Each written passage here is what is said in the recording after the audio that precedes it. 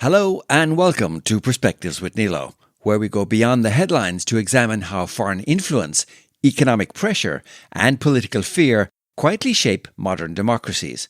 I'm your host, Neil O'Sullivan. If this is your first time joining us, we now have over 90 past episodes, so be sure to check them out on your favourite podcast app or at pwnilo.com. And if you enjoy the podcast, we'd really appreciate it if you could subscribe and follow us. It helps new listeners discover the show in this vast ocean of podcasts. Ireland's defence capabilities, or more accurately, the serious gaps in those capabilities, have become the subject of growing debate both inside and outside the country. But perhaps the more important question is not simply how much Ireland spends on defence, but what happens when decades of political choices leave a democracy dependent on others for capabilities it may one day urgently need. Since Ireland assumed the presidency of the Council of the European Union at the beginning of July, the issue has returned to the spotlight. Security is one of the three central pillars of Ireland's presidency agenda, making questions about Ireland's own preparedness and vulnerabilities all the more difficult to ignore. During an official visit to Dublin at the beginning of August, NATO's Supreme Allied Commander for Europe, General Alexis Grinkovich, said that Ireland has the right to make sovereign decisions about its defence, but argued that a national conversation is needed about how neutrality functions in an era of heightened hybrid and drone threats. In June, the US Ambassador to NATO, Matthew Whitaker, went further, claiming that Ireland enjoys the benefits of the alliance while incurring none of the downsides. He was referring to the fact that while Ireland is not a member of NATO and maintains a long-standing policy of military neutrality, it differs from other neutral European countries in both the level of its defence spending and the extent to which it relies on others for protection, information and security. Ireland's defence spending is in fact the lowest in the European Union. For much of the past century, Ireland's security arrangements may have been tolerated, or at least not seriously challenged, by its partners. But these recent comments suggest that attitudes may be changing. The question increasingly being asked is whether Ireland can continue to rely on a security model of its own choosing if vulnerabilities within Ireland begin to create risks, responsibilities, or significant costs for others. And this debate is no longer simply about tanks, soldiers, or the prospect of a conventional military attack. Modern vulnerabilities can involve airspace and maritime surveillance, critical infrastructure including undersea cables, cyber threats, drones, and other forms of hybrid activity. In this episode, we speak with Cathal Berry, Director of Public Affairs for Red Flag, former TD and former Irish Army Ranger Captain. We met him on the sidelines of the McGill Summer School earlier in July, following a debate on Irish neutrality. Coming up, we discuss what decades of low investment in defence have meant for Ireland's actual capabilities, the vulnerabilities that have resulted, and how those shortcomings affect Ireland's ability to respond to modern risks and threats. And we explore a wider question. What does neutrality really mean if a country lacks the capabilities to defend its own sovereignty and increasingly depends on others to compensate for those weaknesses? All right, so Cathal, it's great to welcome you back to the podcast again. Thank you for coming to chat.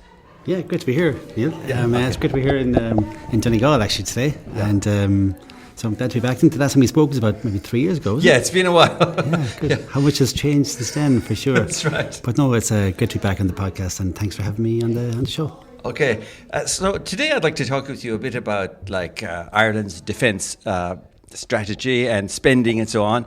And we had some discussions here about neutrality at the McGill Summer School, and there's different opinions on neutrality, but nearly everybody kind of agrees, as a neutral country, we should be able to defend ourselves. And one of the figures I think that's kind of well known is that, the amount Ireland spends on defence, about 0.24% of GDP or 0.35% of GNI, is the lowest in Europe. And what I want to ask you a little bit about is what are the kind of tangible results of that level of spending for Ireland's defence? Yeah, so what are the implications? Yeah, what are the implications? Yeah, and they're very apparent. If you just look at how under-resourced our armed forces are, it's a question of lack of capability. So we're lacking in capability on all domains, really, but particularly in the air. We're the only EU country with no primary radar system. So a pilot can flick off their transponder in their aircraft and you can fly through Irish airspace undetected. So that's a real flight safety issue as well as flight defence issue. And looking outside, every village and town in Ireland has a drugs problem at the moment. And they're not coming in on the wind, the drugs. They're coming in by sea, they're coming in by air. And Ireland just doesn't have that capability. And when you're the only country of 27 that doesn't have that capability, that's probably a warning sign to say, do we know something that everybody else knows? Or do they know something that we don't know? So not only can we not see what's happening in our airspace, but we can't intervene either, which is highly, highly unusual. We've heard a lot about Israeli airlines flying munitions through Irish airspace during the Gaza conflict, for instance. And there was uproar, quite rightly, because our laws are not being adhered to, but we had no means of enforcing them.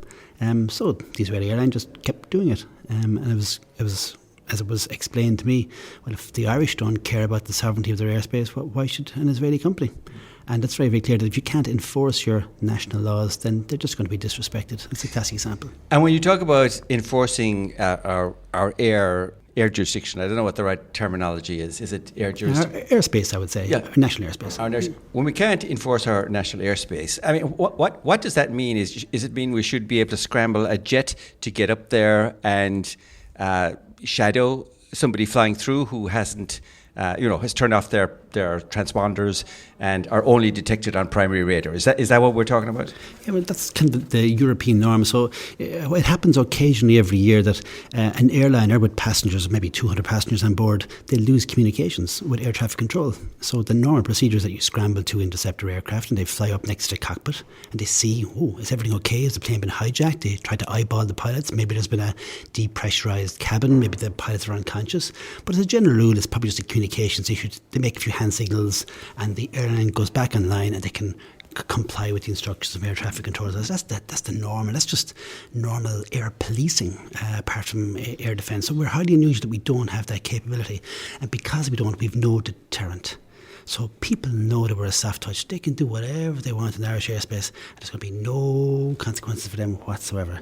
So we talk great, it's the hold me back inside in the pub kind of thing, hold my jacket, we should be, preventing the Americans flying into Shannon and we should be preventing the Israelis from entering our airspace. But the reality is many of the people who are calling for those things are the very same people who would advocate against us having an intercept capability. And let's remember, up to 1998, we did have a limited air intercept capability. We had 6 subsonic Fuga Magister aircraft. So when Ireland was a much poorer country, we had better air policing capabilities. That doesn't bode well from the airspace point of view, but things are no real better in the maritime space either on the sea. And so what happened with those 6 interceptors? Did they just get to the point where they could no longer be maintained, or the government decided we're not spending money to maintain them, or we're not going to upgrade them? What happened that led them to so they got to the end of their natural life. Airframes, like a car, if you're driving a 20-year-old car, it's 20 years old, it's time to replace them. But the state at the time decided, no, let's not replace them. And then the capability just died. And let's remember, Ireland didn't have helicopters, as in the Irish Defence Force didn't have helicopters up until 1963. So what happened then, there was a big snow of 1963 in the winter, where the country was snowed in for about a fortnight.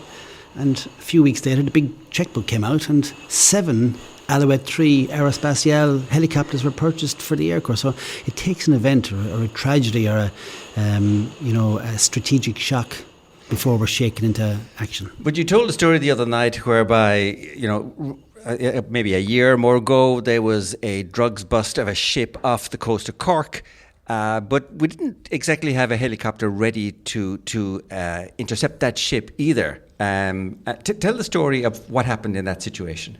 Yeah, so it was about 4 years ago. The MV Matthew was the drugs mothership, maybe about 12 nautical miles off the coast of Cork. Obviously, the Defence Forces were tasked with taking down that vessel, so it was a top-down assault from fast-roping helicopter, but there was no helicopter available. There was only one serviceable in the military, so across the entire state apparatus, there was only one military-capable helicopter, and that was employed in an air ambulance role with the HSE from Athlone at the time. So there was a patient on board, a load of medical equipment. The word came down that this was needed for a heliborne assault, and so the patient was turfed out, all the stretchers, the defibrillators, all the medical drugs and equipment, and was flown from Athlone to Baldonnel. There was 2 machine guns put on it, port and starboard, and flown to Cork, pick up the range wing and assault the vessel. But it's highly unusual to attempt to do such a risky operation, the high seas, with just one airframe. And even a mechanical fault, the helicopter would have had to ditch in the sea, and the Rangers would have all been drowned. There would have been no, redundancy, no second helicopter. And also, those helicopters are completely unarmoured, so they're just civilian helicopters with painted green. There's no armour on board, so if there was any, assault rifle from that vessel shooting at the helicopter, I mean, it's going to end up badly for the state security forces, and that should never be the position that drug cartels are better armed and better armoured than the state security services. A lot of credit goes to the bravery of our service people, that they can operate successfully in these conditions. They shouldn't have to, of course, is your point. But they succeeded in spite of their resources, not exactly. because of their resources. Yeah. And of course, the danger here is people say, "Oh, sure, wasn't it fine? Wasn't it grand?" Sure. So we were right to just give them one helicopter for the entire island, because by a feat of luck and remarkable individual courage, the mission was a qualified success, but it could very easily have not been. And I said just one mechanical fault was enough, and the mission would have been a disaster. And what about on the maritime side then? I mean, that you talked a little bit there about the airspace, but on the maritime side, we do have a number of vessels. I believe we've 8 vessels. What kind of state are they in? Are we able to crew them all? What's the situation? So the hulls are good. I mean, they're good vessels. The problem is there's no armour on it. They're not armoured, and there's no missile protection and all. So our Navy have no missiles, which would be highly unusual, even from a self-defence point of view, that if somebody fires a rocket or a missile at an Irish naval ship, there's no way of protecting itself. There's a couple of machine guns on board, but they're 50 years old, so that's 50 years old, and they were purchased second-hand from the German Navy back in the day to save a few bob, basically. So it just tells you that we have a lot of teenage sailors, young sailors, but they haven't been given the proper protection even to protect their own self and their own ship, which is not the way to do business. So on the surface we're suffering because we have no capability, but we can't even look below the waves. There's no sonar. We can't even see what's happening below the waves, let alone intervene. And let's remember, I didn't mention this last night, but there's a maritime squadron in the Air Corps. They work very closely with the Navy, so there's 2 maritime surveillance aircraft, but they were deliberately purchased to be unarmed. So, I mean, the mind boggles. Why? See, like the word arm me, I mean, the clue is in the name. You're meant to be armed so you can enforce your laws in the maritime jurisdiction and airspace. And the fact that they were deliberately purchased to be unarmed, that just tells you the state of the security culture across the state apparatus, that it was seen to be preferable not to be able to intervene. The other example you gave was when Zelensky flew into Dublin maybe about a year ago, and there were reportedly drones in the area of the Irish Sea. I believe there was one of our maritime vessels watching over things there. But you made the point that if those drones were to attack our Navy, then they would have no defence because they don't have the guns to fight back. Yeah, and the only reason those drones were detected was with the naked eye from a very sharp sailor on the deck of the naval ship. So there was no air surveillance radar to track them. There's no technology suggesting they were there, with the exception of some CCTV footage, which you would normally have just for normal routine port operations. If the vessel is inside in a foreign port, you want to make sure no one's going to jump on board or there's going to be any stowaways or anything like that, which is not the appropriate technology. But let's remember, back in 1982, we did have that capability. So there was a naval ship called the Ellie Etna, which was actually built in Cork. Had a heli deck, had hull-mounted sonar, had air surveillance radar, had a 57mm cannon up front. So all that capability actually existed up to 5 years ago, but the ship was decommissioned. And now we're relying on a French frigate in Dublin Bay to try and secure our capital city and our national parliament buildings. That's it is very demoralising for our armed forces, you can well imagine, and it should be demoralising for the state and society as well, that more than 100 years after independence, we're still relying on foreign security services to secure our capital city. And this is also the case during the EU presidency, when there are lots of foreign dignitaries visiting and attending meetings. I believe we still are now bringing in foreign security people from different EU countries to do part of the job of defence and security. Begging for assistance is probably a better description, yeah. So it's not unusual, I should say, for international forces to help out other EU countries if there's a major summit, like Davos, for instance. There's a bit of assistance there given, and if there's the Munich Security Conference, it's not unusual for maybe 3 or 4 police forces to help out with small numbers, really just for their experience for cross-pollination of ideas. But what's unusual in Ireland's case is it's not that we want the assistance or the partnership, is that we have no choice because we have no capability ourselves.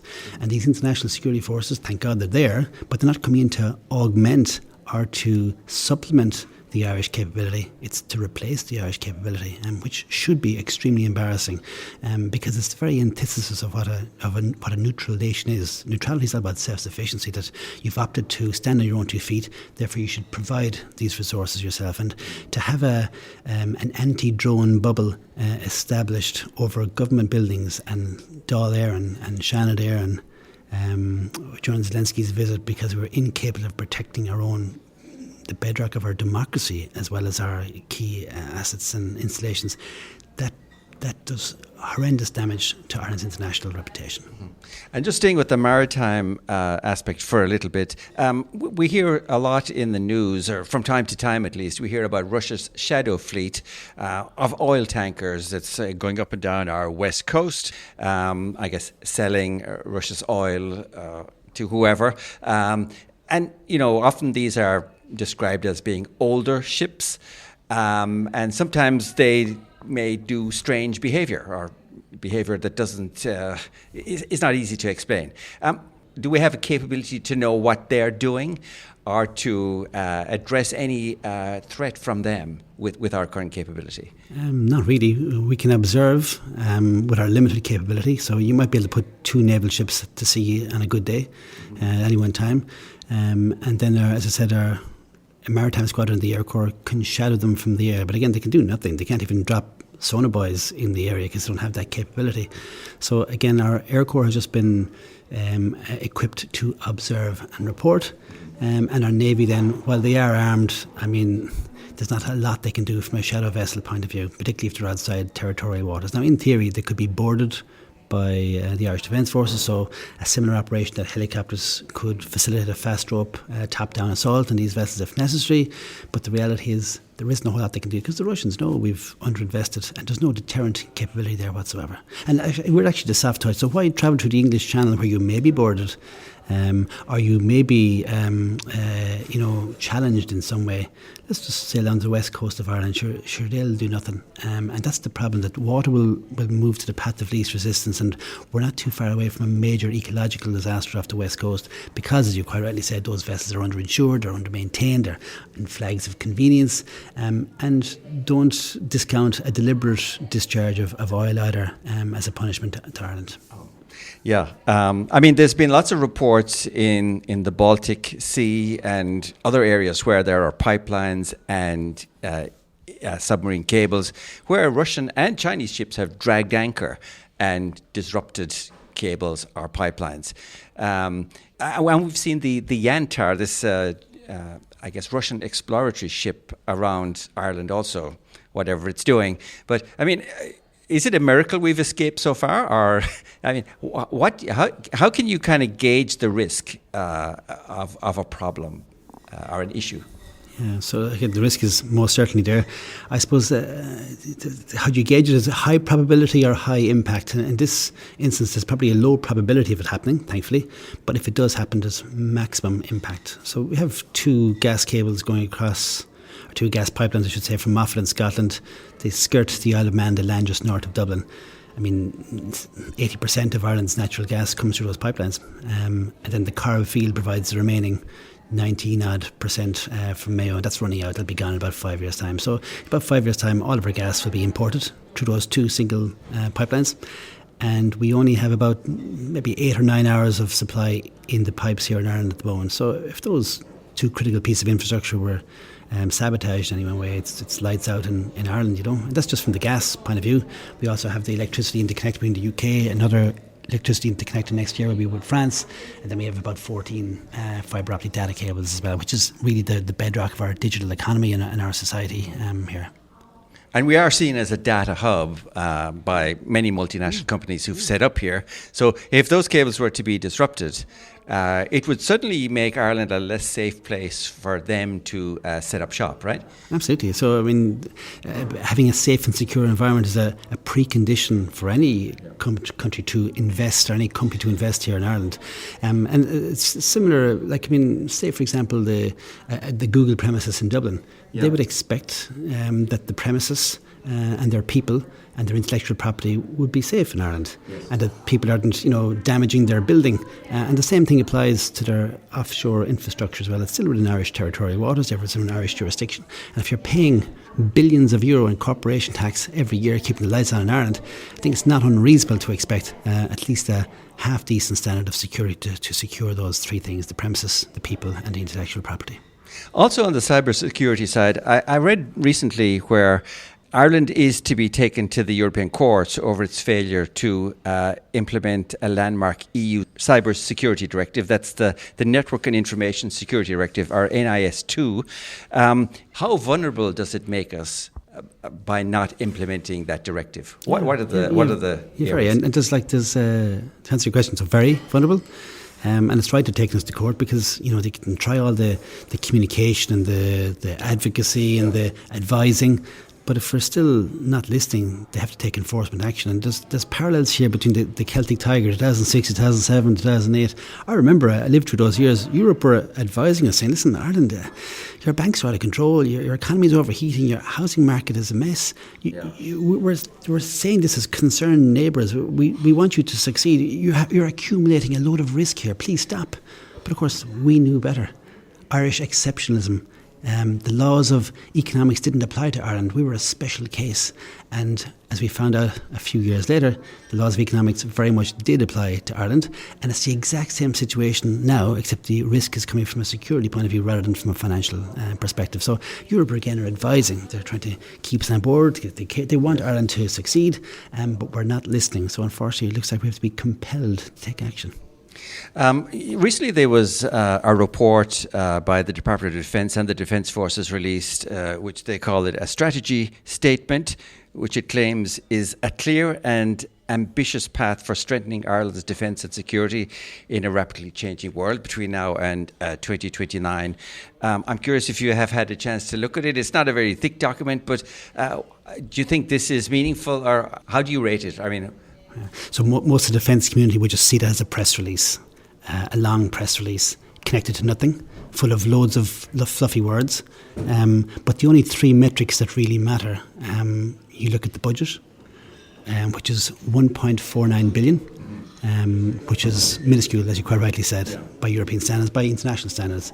The Department of Social Protection's budget is 30 billion.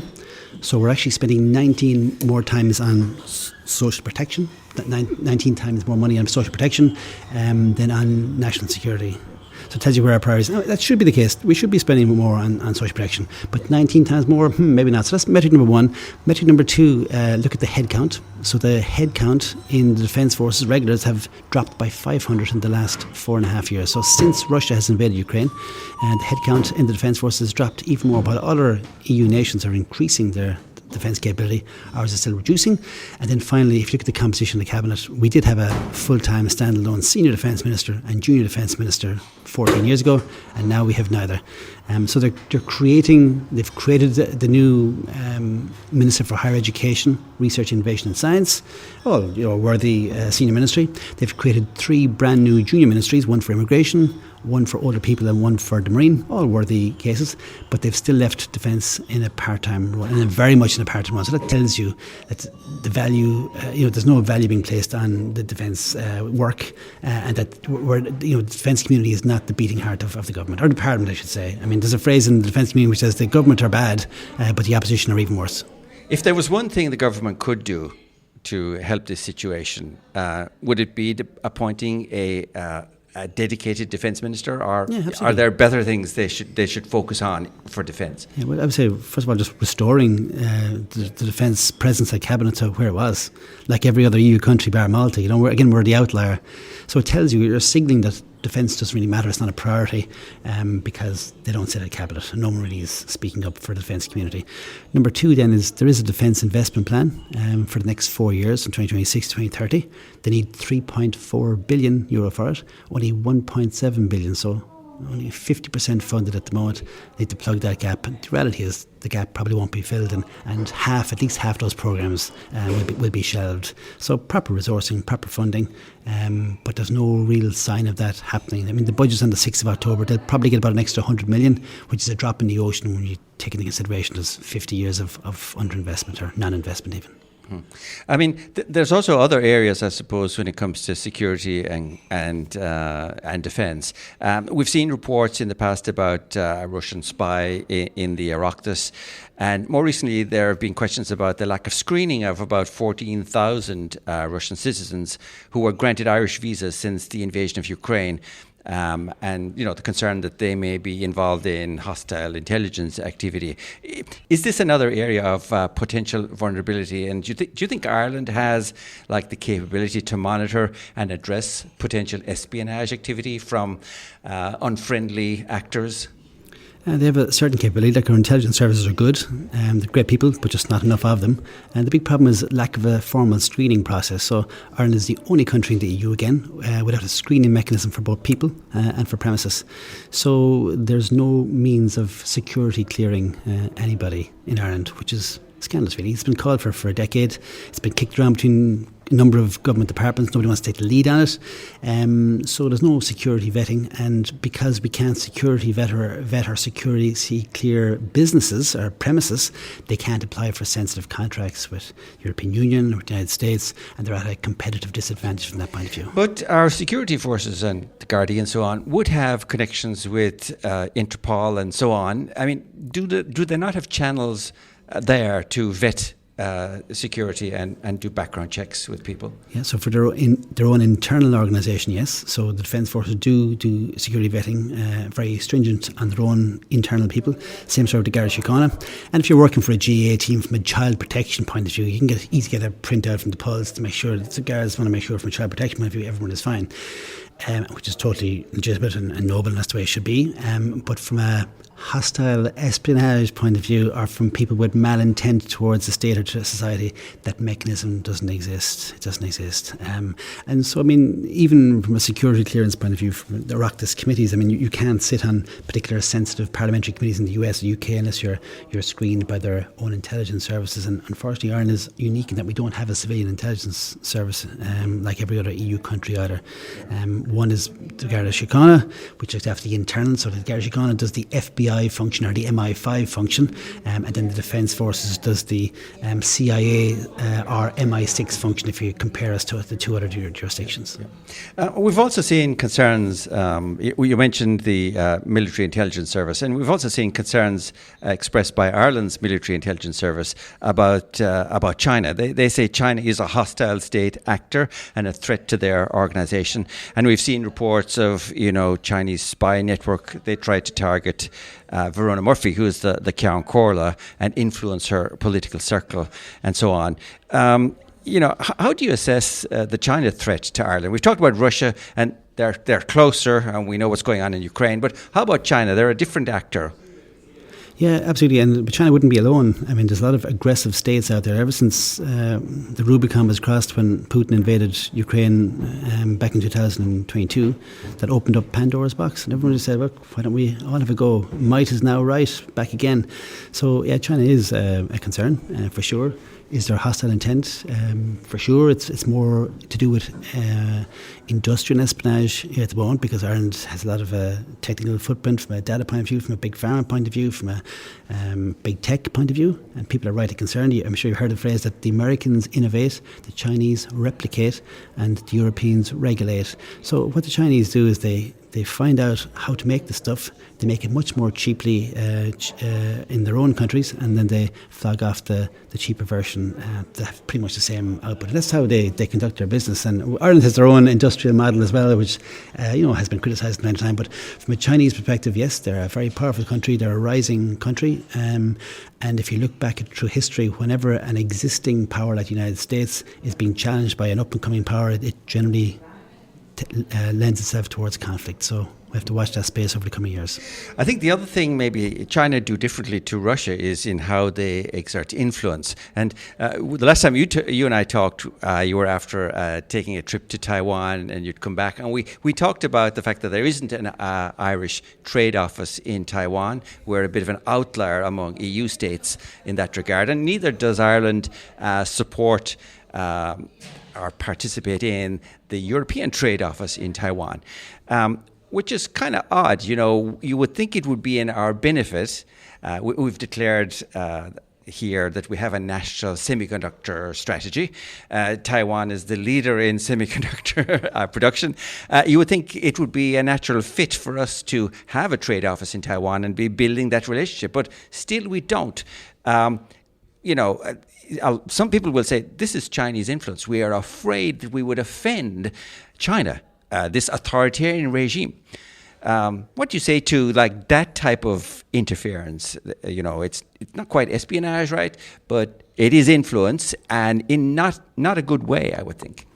Yeah, I suppose it's only influence if you allow yourself to be influenced. If you look at the Irish consulates in the United States, we don't just have a consulate in Washington.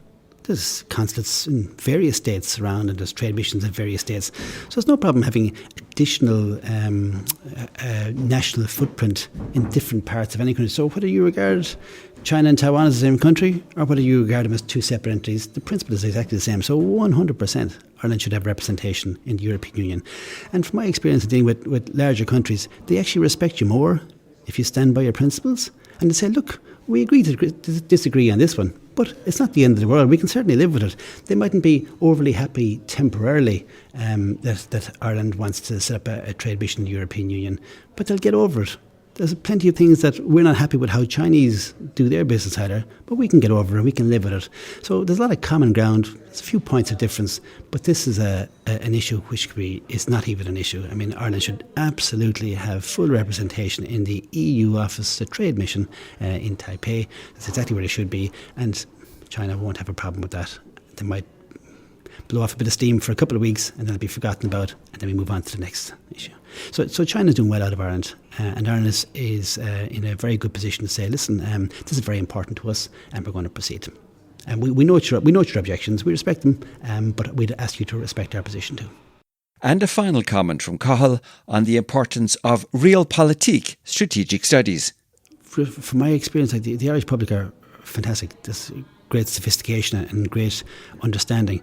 There is one chink in the armour, though, I think, and that is, I guess, our understanding of statecraft and strategic studies. We don't have any Department of Strategic Studies in any of our universities. We don't have a Professor of Strategic Studies. We don't have maybe 30 students graduating every year with that understanding of the realpolitik of what's actually happening in the world. So a lot of Irish people, due to no fault of their own, have an idealistic understanding of what the world is, and it's right to have an idealistic objective, but we should also realise that how far away from that we are, and how nation states, very powerful nation states, will do precisely as they want, and they don't abide by international law. And the fact that there's no enforcing mechanism, there's no global police person, there's no global military, so to be utterly reliant on international law and hoping that will exclusively protect a country like Ireland is delusional.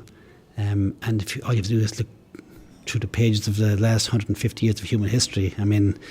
That's a major mistake, a major blind spot, and Ireland needs to be in a position to protect itself from countries who don't abide by international law and who actively seek to flaunt it.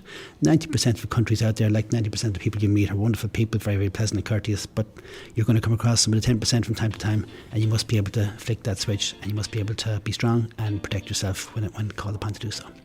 Well, Cathal, we'll leave it there. It's been a pleasure talking with you. Thank you again for taking the time. No worries, Neil. Myself, have a great weekend. That's Cathal Berry, Director of Public Affairs for Red Flag, former TD and former Irish Army Ranger Captain. My sincere thanks to Cathal for taking the time to speak with us and for sharing his valuable insights here on Perspectives with Nilo. Just as a follow-up to a few of the points raised during our discussion, the Irish government has approved the purchase of primary military radar, with the first long-range systems expected to be delivered in 2027. And the full capability expected to be in place by the end of 2028. A new towed sonar capability for the Irish Naval Service is also expected to be delivered in 2027. Also, to put Ireland's position into a wider European context, EU defence expenditure reached €418 billion in 2025 and is projected to rise to €454 billion in 2026. 23 of the EU's 27 member states spent at least 2% of GDP on defence in 2025. As we discussed in this episode, Ireland remains one of the exceptions, spending around 0.24% of GDP on its defence. We've placed links to additional information and sources relating to the topics covered in this episode in the Dive Deeper section of our blog. You can find it at pwnilo.com. That's pwneilo.com. And we'd love to hear your thoughts on the issues raised in this discussion. Do you think Ireland's policy of military neutrality makes the country safer from external threats? Or could it create vulnerabilities of its own? And why do we expect the state to protect us from threats within our borders, such as crime, but appear much less concerned about threats from outside? Threats that could ultimately undermine Ireland's security, sovereignty and existence as an independent nation. Drop us a comment on our Perspectives with Nilo social media pages or whichever app you use to listen to the podcast. You can also contact us via our blog at pwnilo.com. And if you enjoyed this episode and don't want to miss future conversations, don't forget to hit that subscribe or follow button. It's one of the best ways you can support the podcast, and it really helps us continue bringing these conversations to a wider audience. But that's where we leave it for now. Thank you for listening, and until the next time, Slán agus beannacht.